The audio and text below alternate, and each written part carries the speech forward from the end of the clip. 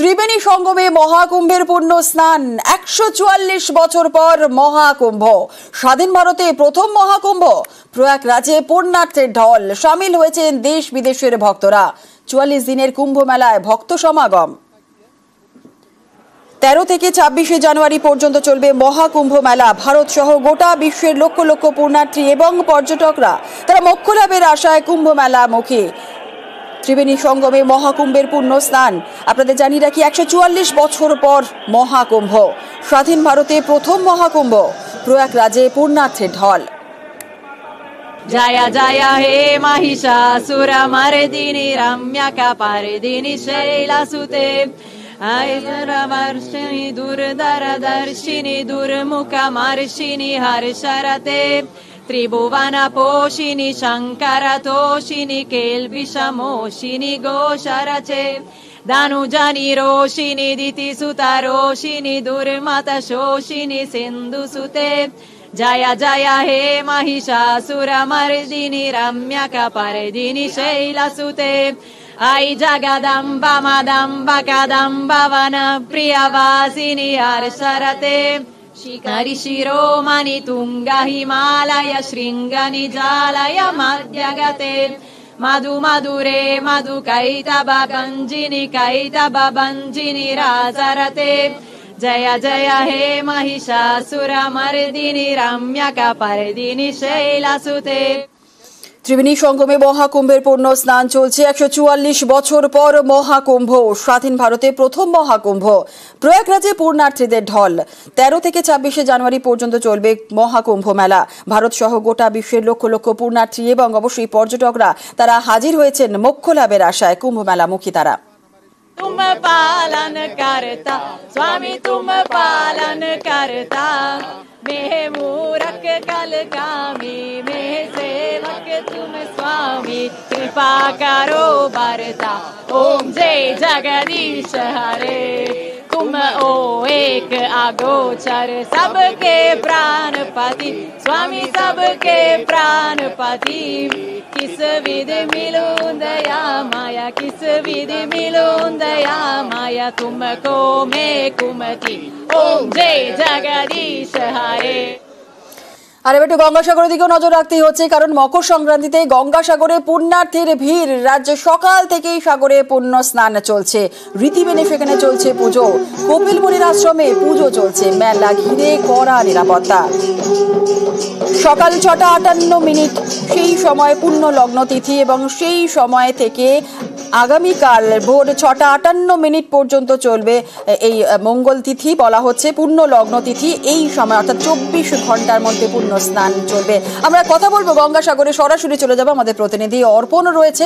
অর্পণ, সকাল থেকেই তুমি রয়েছো মকর সংক্রান্তিতে গঙ্গাসাগরে পুণ্যার্থীদের ভিড়। সকাল থেকেই আমরা সেই ছবি দেখছিলাম। বেলা গড়ার সঙ্গে সঙ্গে ঠিক এখন কেমন কি ছবি সেখানকার?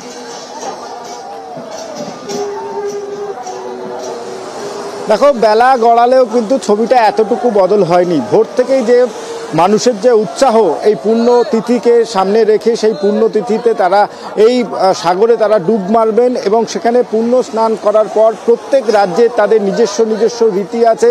সেইভাবে তারা সাগর আরতি থেকে শুরু করে নিজেদের যে আচার আছে সেগুলো তারা পালন করছেন। সুব্রতকে বলবো, এখনো পর্যন্ত যে ছবি এখনো পর্যন্ত উঠে আসছে, সূর্য উঠেছে, সূর্যের দেখা মিলেছে, সেখানেই লাখো লাখো পুণ্যার্থী তারা এসছেন। তারা তাদের গঙ্গা স্নান তারা সারছেন এবং এই যে সাগরের যে তট ৫টি যে ঘাট করা হয়েছে, প্রত্যেক কটি ঘাটেই কিন্তু হাজার হাজার মানুষ তারা স্নান করছেন। গতকাল জানানো হয়েছে ৫৫ লক্ষ মানুষ এসছে এবং রাত ভোর যে পুণ্যার্থী তারা গঙ্গাসাগরে এসছেন তাদের মনস্কামনা পূরণের জন্য তারা স্নান সারছেন এই মুহূর্তে। এবং আজ সারাদিন এই স্নান চলবে। যে মকর সংক্রান্তির যে পুণ্য লগ্ন সেটা ইতিমধ্যেই শুরু হয়েছে ৬টা ৫৮ পর থেকে এবং ৬টা ৫৮ পরে আগামীকাল সকাল ৬টা ৫৮ পর্যন্ত এই পুণ্য স্নান চলবে। এবং দেশের বিভিন্ন প্রান্ত থেকে যারা এসেছিলেন তারা ধীরে ধীরে এই পুণ্য স্নানে তারা আসছেন সাগর তটে এবং সেখানে এসে তারা পুণ্য স্নান সারছেন। এর পাশাপাশি যেটা দেখা যাচ্ছে যে এই গঙ্গাসাগরের পুণ্য স্নান চলাকালীন কোনো রকম অপ্রীতিকর ঘটনা না ঘটে। তুমি জানবে বেশ কিছু বাইরের থেকে যারা আসছেন তারা স্নানের সময় কিছু ভুল না করে বসে তারা দূরে চলে না যায়, সেই কারণে কিন্তু যারা সিকিউরিটির দায়িত্বে রয়েছে, কোস্টগার্ডের যারা রয়েছে, এনডিআরএফের যারা রয়েছে, সিভিল ডিফেন্সের যারা রয়েছে, তারা প্রত্যেকেই লঞ্চ নিয়ে তারা এই ঘাটে প্রদক্ষিণ করছেন এবং যাত্রীদের উদ্দেশ্যে তারা জানাচ্ছেন যে যতদূর এই সবেমাত্র জোয়ার আসার টাইম হয়েছে এবং সেই জোয়ারের সময় কেউ দূরে না যায় সেই দিকে তাদের লক্ষ্য রয়েছে। এছাড়াও একাধিক ড্রোনের মাধ্যমে নজরদারি রাখা হয়েছে কোনো পুণ্যার্থী স্নানের সময় দূরে না চলে যায়। অবশ্যই যে পুণ্যতিথি, সেই পুণ্যতিথি শুরু হয়েছে দেশের বিভিন্ন প্রান্ত থেকে, যে সাধু সন্তরা এসছে তারা স্নান শুরু করেছেন, তার সঙ্গে যারা নিজেদের পরিবারের সঙ্গে এসছেন বিভিন্ন দলে ভাগ হয়ে তারা এসে এই পুণ্য স্নান শুরু হয়েছে। এর পাশাপাশি এই পুণ্য স্নান সারার পর তাদের যে রীতি আছে সেই রীতি মেনে পূজা পাঠের পরেই সরাসরি তারা এখান থেকে চলে যাচ্ছে কপিল মুনির আশ্রমে এবং কপিল মুনির আশ্রমে গিয়ে সেখানে পুজো দেওয়ার পর তারা ধীরে ধীরে বাড়ি ফিরবেন। তবে আজ এখনো পর্যন্ত যা ছবি ধরা পড়েছে সেখানে দেখা যাচ্ছে যে কয়েক লক্ষ মানুষ তারা এই সাগরের তটে রয়েছেন এবং তারা সেখানে এসে স্নান সারছেন এবং এর পাশাপাশি দিনভর যারা সাধু সন্ত রয়েছে তাদের যে আচার রয়েছে তারা সেগুলো কিন্তু পালন করছে। ছবিতে দেখলে তুমি বুঝতেই পারবে যে সাগরের যে তটে আমরা দাঁড়িয়েছি 1 নম্বর ঘাট, সেই 1 নম্বর ঘাটে ঠিক থেকে মানুষের ভিড়, প্রচুর মানুষ তারা এসছেন, এসে তাদের যে পুণ্য স্নান সেই পুণ্য স্নান সারছেন এবং সেখানে তারা পুজো পাঠ করছেন। এরপরে এখান থেকে তারা সরাসরি চলে যাবেন কপিল মুনির আশ্রম এবং সেই কপিল মুনির আশ্রমে গিয়ে তারা পুজো দেবেন। অর্পণ, তুমি যে জায়গায় দাঁড়িয়ে আছো সাগরতটে, তুমি যেমনটা বলছিলে যে কয়েক লক্ষ পুণ্যার্থীরা তারা হাজির হয়েছেন এবং একদম সময় অনুযায়ী অর্থাৎ 6:58 লগ্ন হিসাবে, তিথি হিসাবে এই সময় থেকে শুরু হচ্ছে পূর্ণ স্নান। তোমার আশপাশে অনেকজনকে দেখতে পাচ্ছি, কারোর সঙ্গে কথা বলা সম্ভব?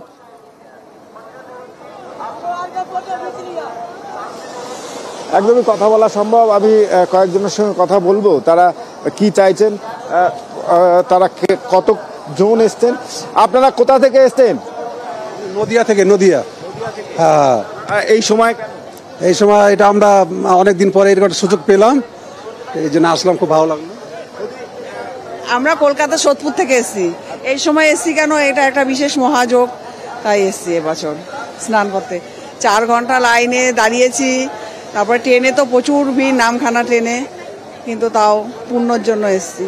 হরে কৃষ্ণ।